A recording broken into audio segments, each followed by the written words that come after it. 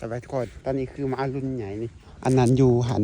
รุ่นน้อยมาทางนี้เขาบอกอันตอนนั้นเขานัดไว้อยู่ในรุ่นใหญ่หัวเขาอยู่ประจ้าเขาเลี้ยงอยู่หลังเฮือนพุ่น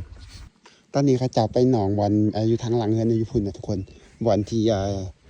เจ้าของเฮือนนี่เขาไปพุ่นนั้นบอลที่จอยไปช่วงก่อนแหละหนองนี่มาหน่อยเขางามเลยยังแต่มาหน่อยไปเลี้ยงก็ทุกคนอยู่บ้านเขาหาอยากได้หมาเดี๋ยวนี้นะบอกค่อยมีอยากได้หมาไปเลี้ยงอยู่นี่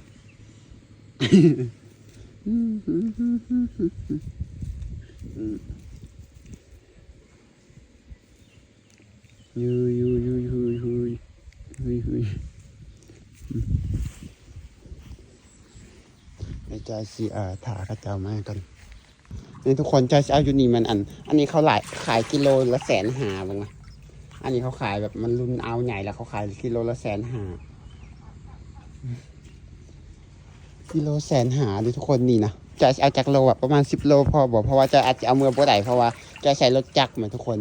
มันซิบเมิร์ดเพราะว่าอยู่หันกับ300ปลายโตรุ่นน้อยแล้วอันนี้ก็รุ่นกลางเพราะอยู่นี่ห้องยังนี่หลายคนบอกว่ามันสิออกบางดูทุกคนเขาเลี้ยงนี่เตี่ยซื่อๆนะเพียงนี้ส่วนอันที่จ้อยใส่อย่างก็ที่จ้อยใส่ทุกคนอันที่จ้อยใส่นะเพียงนี้เพียงแอล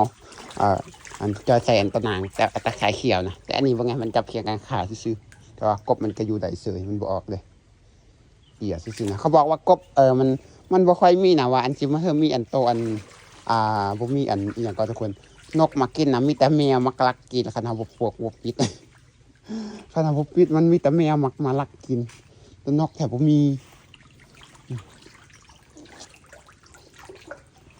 อันนี้มันรุ่นค่อนข้างใหญ่อยู่จะไปหาซื้อหัวอาหารก่อน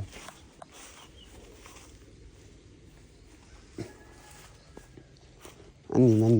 รุ่นกลางรุ่นใหญ่ขึ้นไปเรื่อยๆนะมันจะใครจะเอาจากโตบุทุกคนแต่ว่าที่หูคือจะเอาให้มันอะไรเท่าเทียวจะต่างไหวเพราะว่าเอาอยู่หัน300ปลายแล้วรุ่นหน่อยอันนี้รุ่นใหญ่จะเป็นโลได้จากโลบดจักนี่ว่าไงมันตัวใหญ่จังสินะบ่มัน5-6 ตัวจะได้โล1บ่แต่ว่าห้องนี้นะจะเอาหน่อยกว่าน้อยนึงมึงไว้ทุกคนเขาเลี้ยงก็ไม่ได้สูงคือว่าแหละเขาแต่เตี้ยให้กัน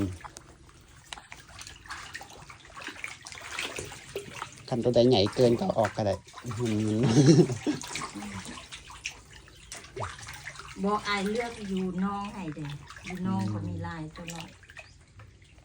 แล้วตัวหน่อยเกินไปเหมือนซีเมนต์ตัวผู้เดี๋ยวบอกแม่นตัวหน่อยลายกับแม่นตัวผู้แม่นท่านเลยจังหวะเอาตัวใหญ่คนเลยได้เท่าไหร่เอาซ้ำนั่น